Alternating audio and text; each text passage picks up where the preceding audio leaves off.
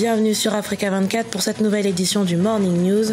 À la une de l'actualité, les élections sénatoriales ont eu lieu ce dimanche 25 mars au Cameroun. 70 sénateurs doivent être élus par quelques 10 626 grands électeurs. En Guinée, la Cour constitutionnelle est toujours dans l'impasse.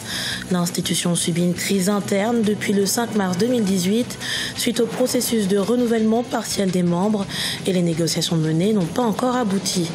Et puis les prévisions de production du café pour 2018 sont en baisse en Tanzanie, source de revenus importante dans le pays. La production de la matière première est estimée à 43 000 tonnes à l'issue de 2018. Alors pour y remédier, le gouvernement envisage de mettre en place une série de mesures agricoles. Le Cameroun a connu ce dimanche 25 mars la seconde élection sénatoriale de son histoire. 9 partis politiques étaient en lice pour la conquête de la Chambre haute du Parlement. Quelques 10 626 grands électeurs se sont rendus dans les 58 bureaux de vote afin de choisir les 70 sénateurs qui les représenteront durant les 5 prochaines années. Reportage de notre correspondante au Cameroun, Adijatou Badawi. Le scrutin pour les sénatoriales au Cameroun a eu lieu ce dimanche 25 mars 2018. Les 58 bureaux de vote représentant les chefs-lieux de département ont été opérationnels sur toute l'étendue du territoire national. 10 626 conseillers municipaux ont constitué l'électorat de l'ensemble du scrutin à travers le pays afin d'élire les 70 sénateurs issus des 9 partis politiques en lice. Les conseillers municipaux passent à tour de rôle pour exercer leur droit de vote dans le calme et dans la sérénité. Donc le vote sera clôturé effectivement à 18h. Et à cette heure-là, on procédera au dépouillement. Et après le dépouillement, les procès-verbaux seront acheminés à la délégation régionale du centre de l'ECAM et puis à la commission régionale de supervision. L'existence du Sénat au Cameroun est prévue par la Constitution de 1996. La première élection a eu lieu en 2013. 70 sénateurs étaient alors élus pour un mandat de 5 ans. Pour renouveler ce mandat, de nouvelles élections ont été organisées et selon la commission électorale, aucune irrégularité majeure n'a été relevée. Les électeurs, quant à eux, étaient plutôt sereins. En tant que grand électeur, je crois que j'ai fait mon devoir de citoyen de voter et puis de voter le parti dont je suis issu. Nous avons tous voté, donc mon sentiment est la fierté de voir mon parti gagner. Un coup d'essai, un coup de maître. Dans les dernières élections, ont donné de très bons résultats. Avec la protection, moi-même je doutais. J'avais un doute pour cela. Mais après les élections, j'ai compris que la biométrie c'est une bonne chose. C'est la vraie démocratie. Dans les prochains jours, 30 autres sénateurs seront nommés par décret présidentiel pour un total de 100 sénateurs. Précisons que le Sénat est la chambre haute du Parlement qui reçoit les projets et propositions de loi au même titre que l'Assemblée nationale camerounaise. En revanche, le Sénat siège en dernier recours pour l'adoption des textes avant leur promulgation par le président de la République. La Cour constitutionnelle, toujours paralysée en Guinée. La plus haute juridiction du pays connaît une crise interne depuis bientôt un mois. À l'origine des dissonances, un processus de renouvellement partiel des membres qui a conduit à la destitution du président de l'institution, pourtant élu pour un mandat de 9 ans. Plus d'explications avec notre correspondant en Guinée, Emmanuel Milimono. Depuis le 5 mars 2018, la Cour constitutionnelle de Guinée traverse une crise interne. L'affaire est née d'un processus de renouvellement partiel des membres, renouvellement tout à fait légal, mais il a abouti à la destitution du président de l'institution. Sur 9 membres au sein de la Cour, 8 contestent la procédure de renouvellement organisée par le président et procèdent à une motion de destitution. L'Assemblée plénière des 8 qui a siégé le 5 mars a violé un principe fondamental de toute procédure, c'est le droit à la défense. Le président de la Cour n'a pas été appelé à comparaître devant les 8 autres membres de la Cour pour s'expliquer. Créée en 2015, cette Cour est la plus haute juridiction constitutionnelle en Guinée et sa crise n'est pas sans conséquences. Garante du respect de la Constitution, elle sera bientôt en violation de cette dernière si la crise persiste. Pour cause, à partir du 31 mars 2018, si de nouveaux commissaires ne sont pas installés en remplacement de 3 autres conformément aux dispositions légales, il y aura violation de la loi. Supposez aujourd'hui que la Cour soit saisie pour donner son avis sur la conformité d'un contrat de prêt. La Cour ne siège pas. ou bien il y a une division au sein de la Cour, qu'est-ce qui va se passer? Donc le certificat de conformité ne sera pas établi, l'arrêt de conformité ne sera pas rendu par la Cour, eh bien, ce contrat de prêt ne pourra pas s'exécuter. Cette crise inquiète l'opinion publique sur la capacité de la Cour constitutionnelle à réguler les autres institutions constitutionnelles quand elle est elle-même incapable de s'autoréguler.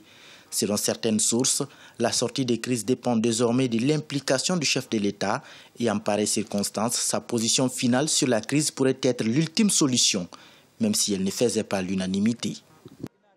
Difficile accès au crédit, troubles climatiques, intrants agricoles de mauvaise qualité sont entre autres à l'origine de la baisse de 8,43% que va connaître la production du café en Tanzanie en 2018.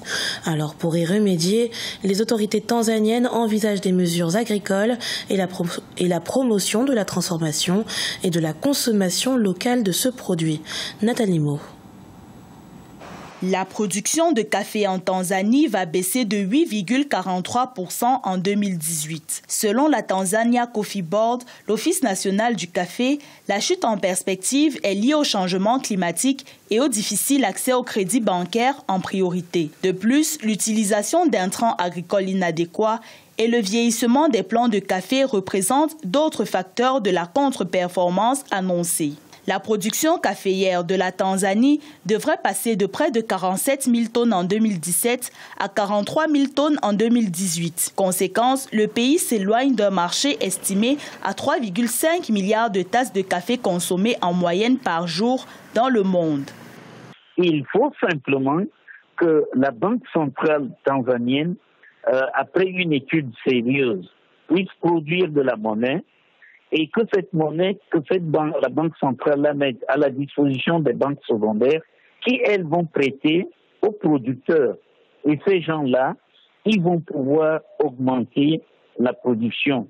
Par la même occasion, l'État tanzanien va améliorer le savoir-faire des agriculteurs parce qu'il faut effectivement créer des écoles d'agronomie où l'on apprenne spécifiquement à produire le café arabica.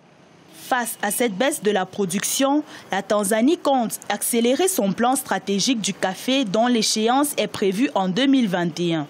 L'objectif de ce plan est de doubler la production caféière annuelle, la portant ainsi à 80 000 tonnes. Pour ce faire, la Tanzanie peut compter sur l'augmentation de 1,5 à 2% de la consommation intérieure de son café. Le pays envisage également le développement de nouvelles semences plus résistantes aux effets du changement climatique. L'agriculture sous-abri est une réponse définitive au changement climatique. Parce que dans l'agriculture sous-abri, on crée les conditions environnementales qu'on maîtrise et qu'on peut gérer, quelle que soit la variation des conditions externes. Et l'agriculture sous-abri demande une technologie assez approfondie, une volonté gouvernementale assez pointilleuse, et beaucoup également d'investissements financiers. En Tanzanie, les entreprises du secteur privé sont invitées à améliorer la chaîne de valeur du café tanzanien. Le gouvernement compte ainsi promouvoir la transformation locale de ce produit. Le slam pour relever le niveau des langues des étudiants maliens. Telle était la visée de la 5e édition du festival Slam et Humour du 15 au 20 mars. La compétition, initiée en 2014 par Abdoulaziz Koné, membre de l'association de slam Agoratoire, s'inscrit dans un contexte où le slam, discipline musicale qui mène rap et poésie, gagne de plus en plus de terrain dans l'univers musical malien, mais aussi scolaire. Reportage de notre correspondant Mokhtar Bari. Au Mali, le slam prend son envol dans les années 2007. Des jeunes étudiants, pour la plupart, décidèrent de promouvoir cet art à travers des compétitions.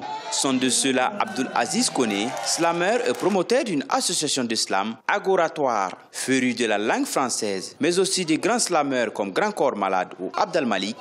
Il initie un festival de la discipline en 2014.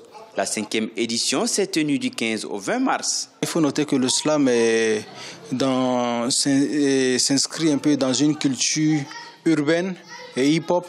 Et on sait bien qu'au Mali, ici, le rap vraiment a atteint un sommet très incontournable. Et souvent, nous, on nous demande est-ce que nous ne sommes pas des rappeurs? On dit non, nous sommes des slameurs. Donc on a eu cette difficulté-là de se faire d'abord accepter en tant que slameur. On a multiplié nos activités autour du slam et aujourd'hui, on nous appelle maintenant des slameurs. Le slam, c'est la maîtrise de la langue et des règles grammaticales. Des associations à l'instar d'Agoratoire, Jeunesse Art, proposent aux élèves des cours de slam dans les collèges et lycées. Le slam leur permet de sortir de leur coquille, de s'exposer au regard des autres et aussi ça vient en complément aux cours qui sont déjà vus en classe parce que quand on fait les ateliers de formation, on montre les techniques d'écriture en slam. C'est un peu comme les cours en littérature, en grammaire où on te dit on écrit un tel texte comme ça, on utilise telle figure de style et aussi la culture générale parce que pour être slameur, il faut avoir un bagage intellectuel. Le slam, malgré la rareté des sorties discographiques, tente de s'allier à d'autres genres comme le rap. Aujourd'hui, les slameurs explorent aussi du côté de la musique traditionnelle avec des instruments comme la kora et bien d'autres.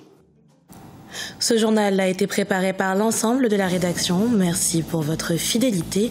Dans un instant, une nouvelle édition de l'actualité à suivre sur Africa 24.